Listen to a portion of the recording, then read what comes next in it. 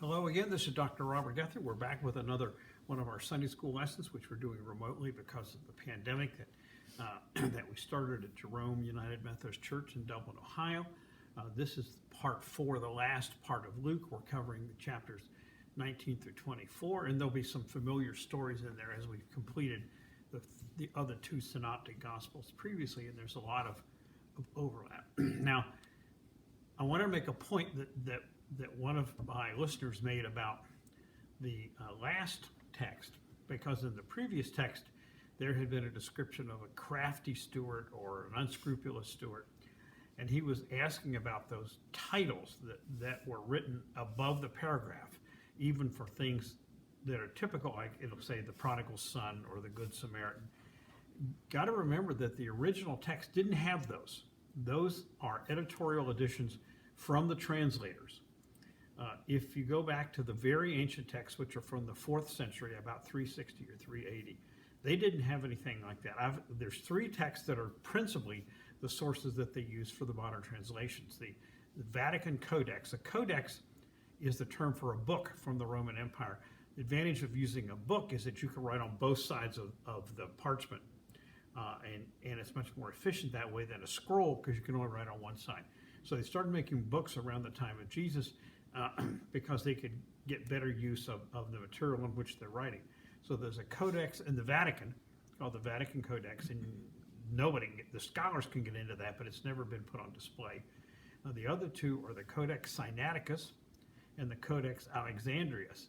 The Codex Sinaiticus is from St. Catherine's Monastery in Mount Sinai in Egypt, and it's passed through the Orthodox Church up to the Russian government, to the Tsar, and then the Russian government took over. They sold it to the British. It's in the British Museum, as is the Codex Alexandrinus, which was found in Alexandria in Egypt. They're both in the British Museum. I've seen them. They had them out on display in 2001 as part of their Y2K exhibit. I was there on a business trip and went into the British Library, which is where they were. And I was so excited I wanted to jump up and down when I saw them. Now, the point that's important thing to realize is how basic these codices are. The writing's in Greek. It's all in capitals. There's no punctuation, and there's no word breaks. So it's just a series of Greek capital letters on and on and on for a paragraph. Then they'll stop and start another paragraph. So it shows how challenging the translation is. Where does the sentence stop and start? Where do the letters divide into words? Stop and start. So it shows my point that the translation is very, very complicated, and it's an art form in addition to being a scientific translation. And a good example of the difficulty was if you wrote out God is, and then you put Nowhere, all in caps, all stuck together. Does that mean God is now here, splitting it after the W? Or God is nowhere, splitting the word before the W. A big difference in the meaning. So it's very difficult to do these. But those original texts did not have any of these titles, like prodigal son or crucifixion, or that's all been added by the translators. So if you get concerned as to how they say one thing about in a different translation, say another, that's added by the translation team. So this covers the final chapters, and they have some unique Luke stories, and they've got some other unique things in it, but it follows a relatively similar pattern to the Synoptic Gospels. First is the Zacchaeus story. Zacchaeus is a short man who's a very wealthy tax collector, and Jesus was coming to his town or village, and he wanted to see him, but he was so short he had to climb up a sycamore tree, and Jesus saw him and said, Zacchaeus, come on down, I'm going to come to your house tonight. He was a very wealthy tax collector, and he made all these pledges that he was going to give away half his money and repay anybody that he had cheated, etc. Jesus always got a lot of grief for going to have meals and sleep at the house of the sinners, and his point all along has been, who needs the doctor, the sick people or the well people? So he never backed off on that. But that's Zacchaeus. If I remember correctly, there was an old church camp song about him, but I can't remember it, and you wouldn't want me to sing it to you anyway. Then there's the story of the pounds, which is an odd, difficult story, and it appears to have been the origin of it was from a king named Archelaus. Archelaus was one of the multiple sons of King Herod, old King Herod the Great. King Herod the Great had multiple wives. He had multiple sons. He killed some of his wives. He killed some of his sons, killed one of his mother-in-law. But he was one, and he went to Rome to claim the kingdom of Judea and Samaria, which is the area around Jerusalem, and Nabatea, which is the area to the south where his father had come from, or grandfather had come from originally. And so the story about the person going off to be asked to be made king probably refers to Archelaus, and this person assigns people, give you a pound and see what you can make with it. And one person made 10 pounds, and one person made another pound or two, and the third person just buried it. And there's all this ranking of the people who had the most pounds, they get ranked, and the people who made less get ranked lower, and the person who just hit it gets executed. It's an odd story. I'm not certain what the purpose of it is, but it apparently is drawn from the Archelaus story. He was so bad a king, the Romans deposed him after about 10 years and assigned it directly to a Roman administrator, and that's how you ended up with Pontius Pilate there as the administrator of the area around Jerusalem when Jesus was there. And it's an interesting thing because I read that and I thought about the question. Here they are saying these people are going to be executed for not having done well. And it's an interesting point to make scholastically that most people aren't aware of. There's no statement in the New Testament, and certainly not in the Old Testament, about the sanctity of life, about avoiding killing people. And Jesus talked about loving your neighbors, not hating them, but there's no statement in there. The concept of sanctity of life comes from St. Augustine, the Roman Empire, about 400 AD, and he espoused that first. I think the real thing that was motivating at the original one was not against capital punishment, which was very much part of the Roman Empire, but it was against suicide, because honorable suicide was a common thing in the Roman Empire. It's a way of getting out of a difficult situation, like it was in the Japanese Empire prior to World War II, as part of the culture. So that's what, and so Augustine said that suicide was self-murder, that you couldn't murder yourself. God had given you life and you couldn't take it away. And remember that the concept of getting away from capital punishment in the Western cultures very much dates from after World War II. That a bunch of the war criminals in World War II were executed by the victors in various governments. But since then, there's been a movement away from. I'm a believer in the sanctity of life, and therefore I'm against capital punishment and things like that. But it's not in the New Testament. It comes from St. Augustine and the tradition of the church. Then you have the entry into Jerusalem. The story is a little bit different and it's a little bit shorter. You have him on the colt that hasn't been written. They don't describe palm leaves. They just put their cloaks on the donkey and he rides it in. But that becomes our Palm Sunday tradition. And then he goes to the temple to teach, and he's charged. They question Jesus a lot. What's his authority?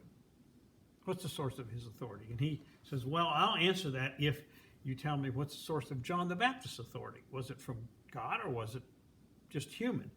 And they won't answer because they know if they say, if it was from God, then Jesus will say, why don't you believe him?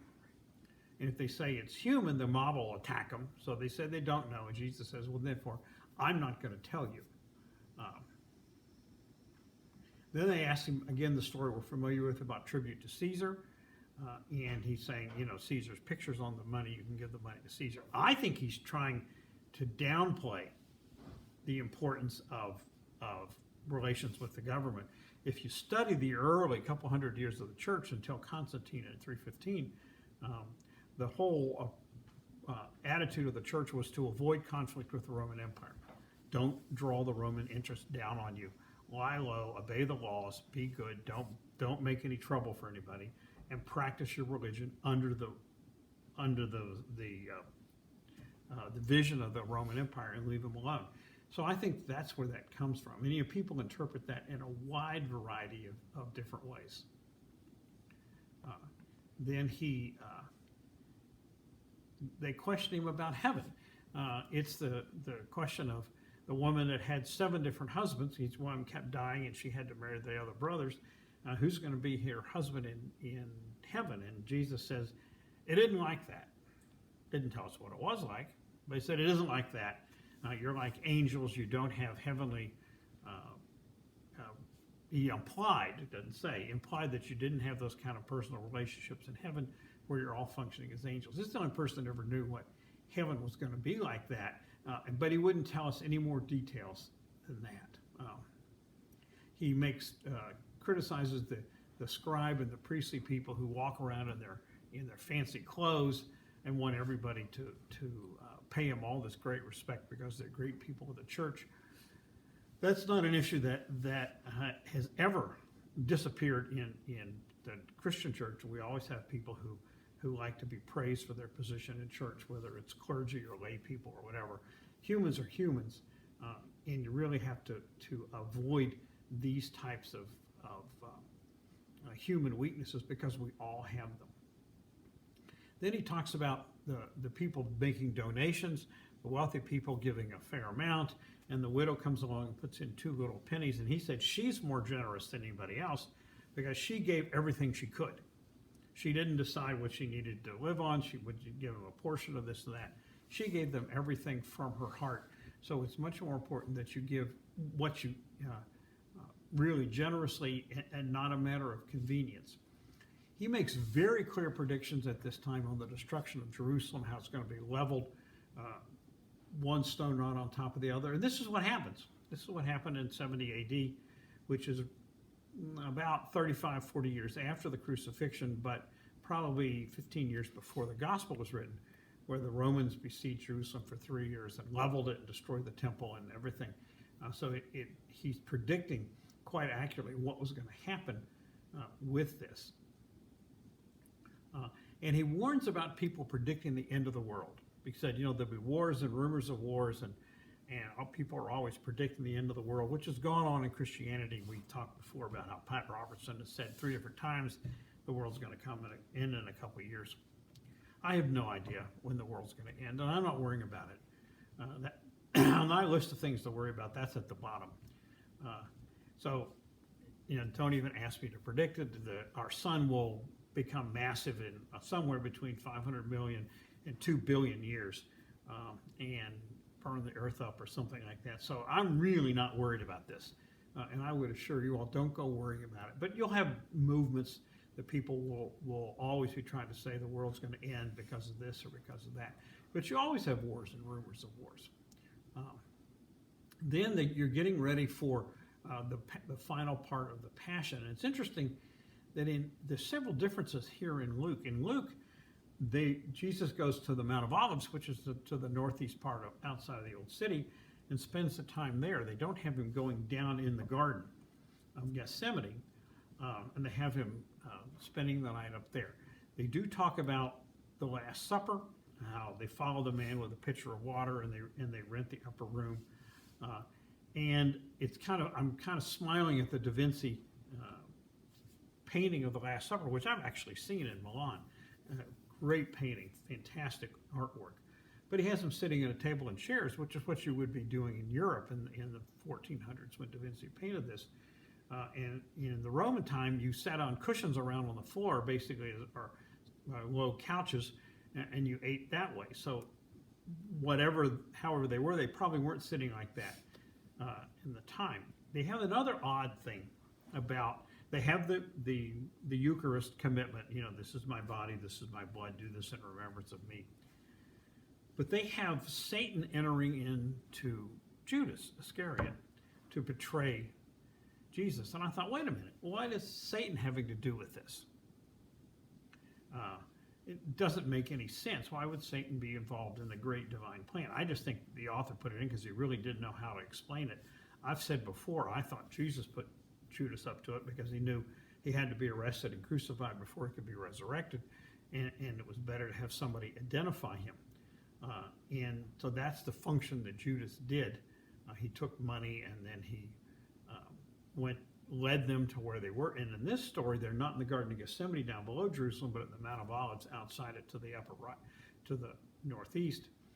and he identified him with a kiss. One of the apostles takes a swing with his sword and cuts off the ear of one of the people that had come to arrest Jesus, and Jesus heals the ear, and they take him off to be tried.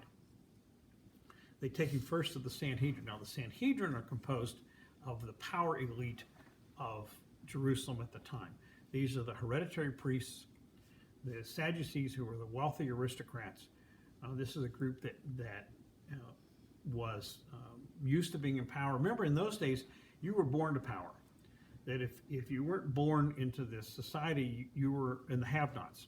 So these people were wealthy and powerful, and they had a lot to lose with this guy coming along as from a Galilean peasant background and saying, that he's the Messiah. So they keep challenging him, and finally they confront him, and he says yes, and they go ape and tear their clothes and send him to Pilate, saying that this guy has claimed to be the king of the Jews. Well, Pilate, in all four Gospels, in different degrees, is very reluctant to get involved in this. He thinks this is a local dispute among their religions. You should solve it. Now, Pilate was a mean, nasty, oppressive man. He would crucify people at the drop of a hat. He didn't care. But in this situation, he's clearly very reluctant. So he talks to Jesus, "Are you the king of the Jews?" And he says, "It's you that say I am." And so he goes back out and he finds out that he's a Galilean, that he's really under the jurisdiction of Herod Agrippa, who is one of the other sons of the old King Herod the Great, who rules in the Galilee area to the north of the Sea of Galilee, that Jesus is one of his subjects. So he says, okay, good. Herod's in town for the Passover. I can dump this problem on Herod. Herod was a mean, nasty guy, too. He's the one who beheaded John the Baptist because his stepdaughter had done the dance and got him all wound up.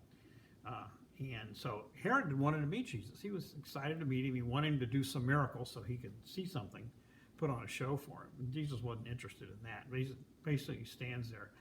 So Herod gets angrier and angrier, and they start making fun of him and abusing him and calling him names and all that. Sounds pretty typical for this kind of character if you know much about him. And like I said, pretty nasty man. So they send him back to Pilate, and he says, basically, do with him what you want. Finally, and Pilate wants to flog him, and you got flogged by the Romans with their thing. Their whips had multiple things on them and barbs, and 10 or 15 different strands coming off. You really knew it. Flogging was a severe offense. People often died from flogging in the old days. He wanted to flog him and release him, and the crowd screaming, no, no, no, crucify him.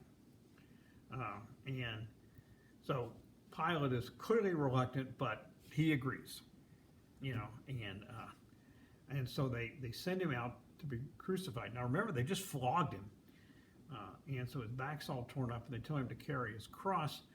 He can't do it, so they pull in Simon of Cyrene, who's a person who's there for the Passover festival, and have him carry the cross. It's interesting because in Mark Gospel, Simon is identified later by the writer of Mark as one of Jesus' followers, and his two sons are named as followers.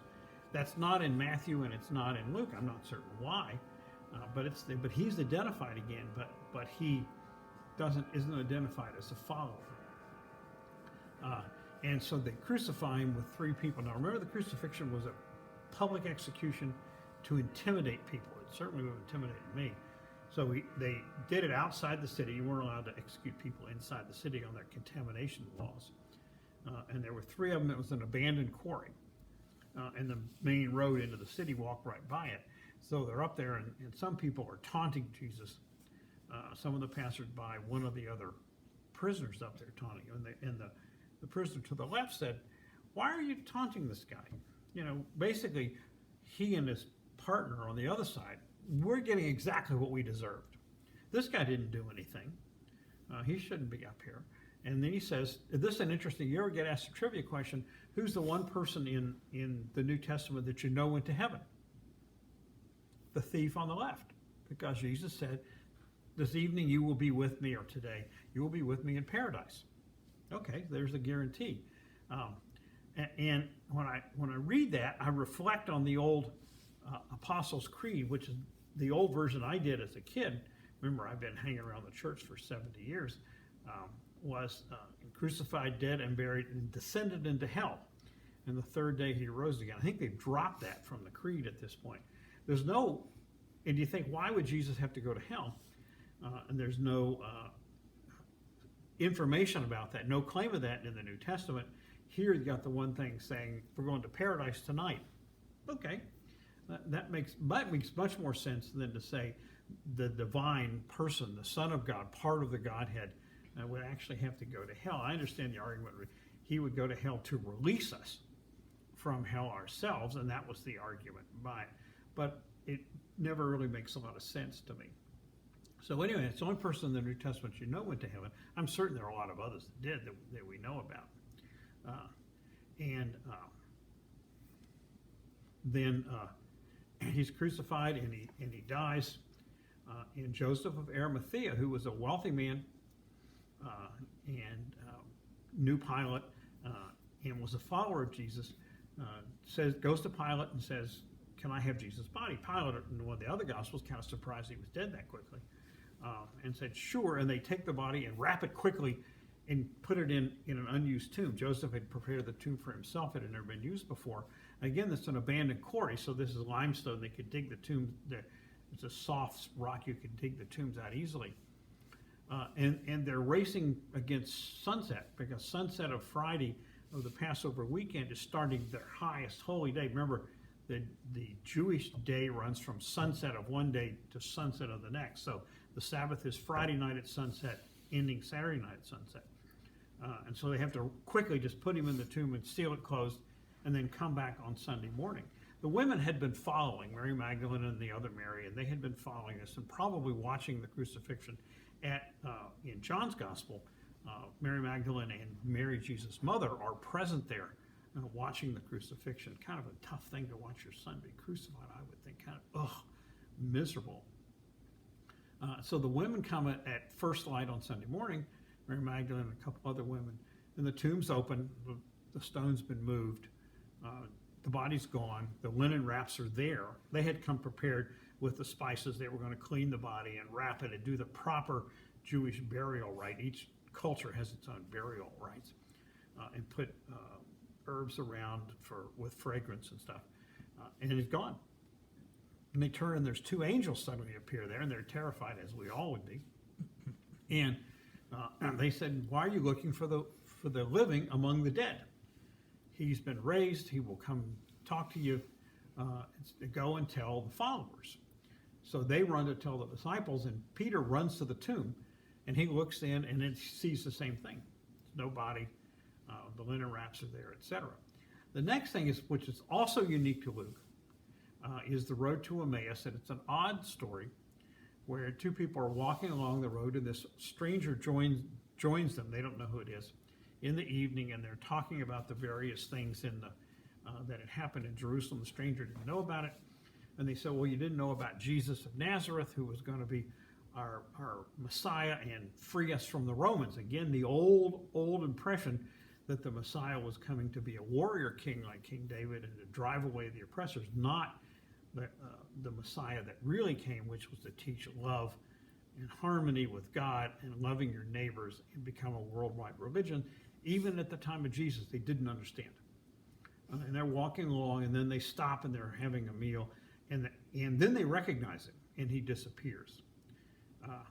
And later, the 11, the apostles, Judas is gone by this time. Judas did not kill himself in Luke; he did it in Matthew. And he appears to them in the room, and he's not a ghost. You know, a ghost you couldn't touch. You could put your hand right through. They believed in ghosts at the time. And they can touch him, they can feel his hands, they can feel the holes in his hands and the side. And they give him a piece of fish, and he eats a piece of fish. Ghosts can't eat fish. And he instructs them to take the message to the world and make disciples of all nations.